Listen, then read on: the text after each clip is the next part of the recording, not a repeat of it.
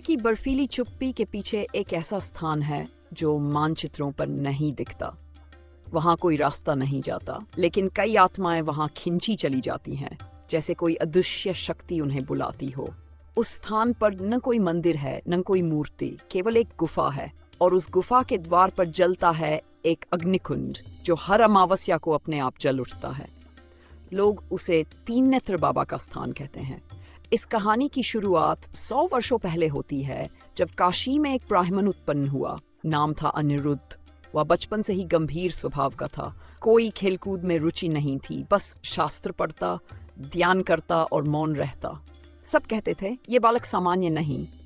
यौवन आते ही माता पिता ने उसका विवाह करवा दिया, लेकिन विवाह के 1 वर्ष बाद ही उसकी पत्नी की मृत्यु हो गई। अनिरुद्ध टूट गया। उसने घर त्याग दिया और हिमालय की ओर चल पड़ा। वहां एक संकरी घाटी में उसने एक बूढ़े साधु को देखा जो श्मशान की राख में लिपटा बैठा था।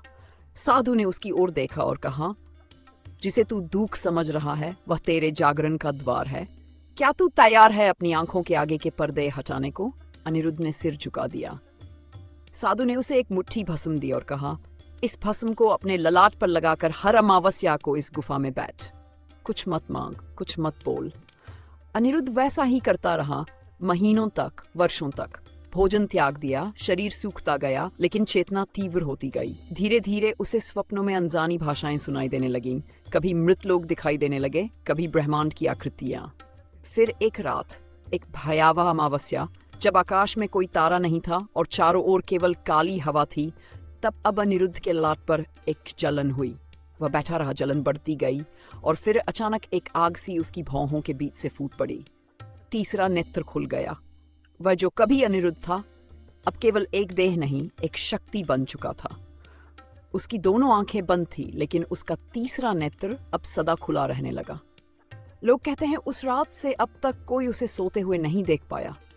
अब वह 3 नेत्र बाबा कहलाता है। वह न उपदेश देता है, न ध्यान करवाता है, न शिष्य बनाता है। बस उसकी गुफा के पास जो भी सच्चे हृदय से जाता है, उसका जीवन बदल जाता है।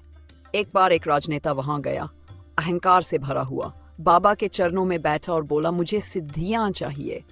बाबा ने कुछ नहीं कहा, बस उसकी ओर देखा तीसरे नेत्र से, और वो आदमी वहीं बेहोश हो गया।